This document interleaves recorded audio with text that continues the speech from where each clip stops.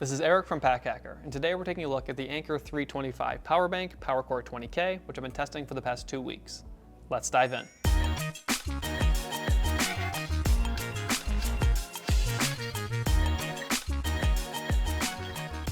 So the primary material that we're working with here is plastic. So if you've seen Anker power banks before, you've probably seen a very similar power bank to this one. They're typically plastic and have this same shape with the button right here. And whereas I haven't gotten too down and rugged with this one, I mean, I have tested it for the past 2 weeks. I personally have an Anker 20K power bank that looks pretty much exactly the same as this. It just has different ports on the end that I have been extremely rugged with. That one's very old, so you won't see a review of it on this channel. But literally the exact same casing, and that thing has fallen off my bike while I'm riding, and I've really just beaten the crap out of that thing, and it has held up very well. So considering this is what appears to be the exact same casing, I'm pretty hopeful for this battery bank's longevity.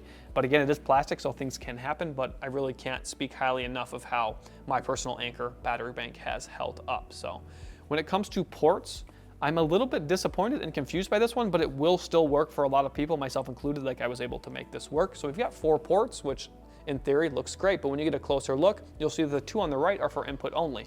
So you've got a micro USB and a USB-C, but they're input only. And then the output, you have 2 USB-As. It just seems very odd to have a USB-C, which is the most modern of the 3 kinds of ports here, as an input, but then not have one that's also an output.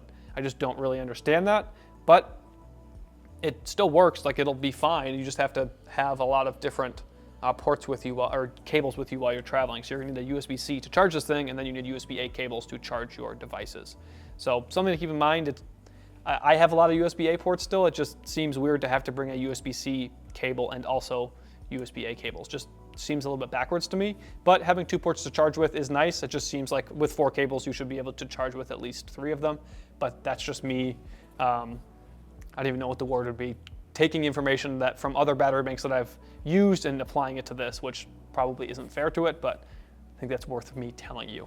So similar to other Anker and just power banks in general, we have the button here. So if you tap it once, it tells you, can't really see that super well, but it tells you how much charge you have left there, which is nice. If you double tap, not sure how well you're gonna be able to see that either, but you have a little green light there. So that means we're in trickle charge mode. So that works for AirPods and Bluetooth headphones and stuff like that. Things that are a little bit more sensitive, that don't need as much full power all the time to charge correctly. So once you double tap it, you get that little green light, so you know you're in that mode. If you tap it again, it goes out of low power mode and you're just into regular charging mode again. So that's a nice feature, and it's pretty easy to use. I did have this get tapped once in my bag, and I opened it up and it was in low power mode. But I mean, as long as you look at that when you're charging, it's like you don't want to try to charge your phone with that, because it's going to take a really long time. So that's just something to keep in mind. But overall, pretty happy with the functionality of this thing once I got over the ports. I mean, I had to change the cables that I carried with me, but once I did that, it was fine. But if you don't have those cables, this isn't the battery bank for you. So it just really comes down to the cables you have and the cables that you want to use. Like, if you've already migrated all the way over to USB-C and you don't have USB-A anymore, this is not a battery bank for you. But if you still have a bunch of USB-A cables, like I do at home, and maybe like there's a configuration of this that works for you, that's the one thing about Anker, is they have a battery bank with pretty much every port configuration imaginable. So if this one doesn't work for you, maybe look and see if they have another one that does work for you.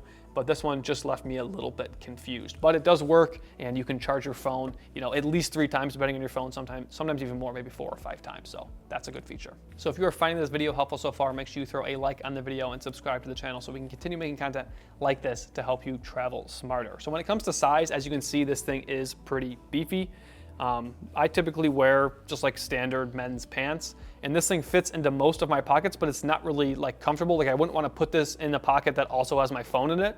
So when I am like out and about and I want to be charging and also have access to my phone, I'll put this in my back pocket with the cable running out to my front pocket, and my phone's in the front pocket. So this thing is pretty big. So in the pants, I would say it's kind of like bad fitting.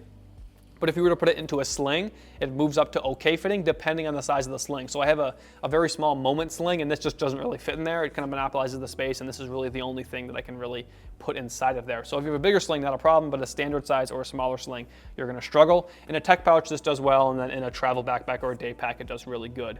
It's just basically smaller things, you're gonna have more trouble fitting it inside of it. So tech pouch, day pack, travel backpack, good.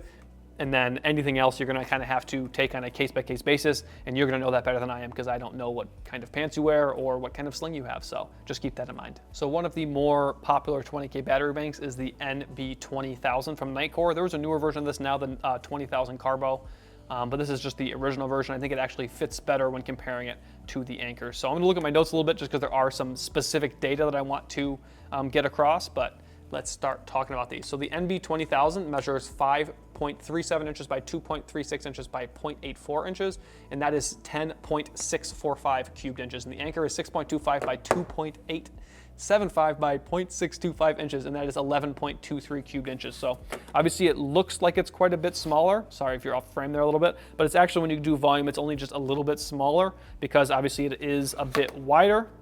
And I mean, I don't know. They're pretty comparable is all I'm trying to say in size. Obviously this one is a little bit longer, so if you're trying to fit it into something that's a pretty thin, you might be able to do this one where you might not be able to fit the Anker otherwise, but in terms of overall volume, they are pretty similar. So the Nitecore is also 0.45 ounces lighter, which again, it's just not that much, but where it really shines is the ports, because you have 4 ports on both of them, but you have 3 charging ports on this one. In this USB-C, I'm kind of flipped over here. This USB-C here maxes out at 45 watts, which is just incredible. You're never gonna get that out of either of these USB-As. It's just not possible. So that really just puts this well ahead in my personal opinion. You're also gonna get more durability from this one because it does have the carbon fiber shell. But at the end of the day, the Anker battery bank here is less than half the price. So if you want a cheaper battery bank at 20K and you're still using USB-A, this is a pretty solid option. But if you want something that is probably a bit more durable and might last you longer, then Nitecore's a better option. So there you have it, the Anker 325 power bank, PowerCore 20K. Thanks for keeping it here at Pack Hacker, your guide to smarter travel. We'll see you on the next one.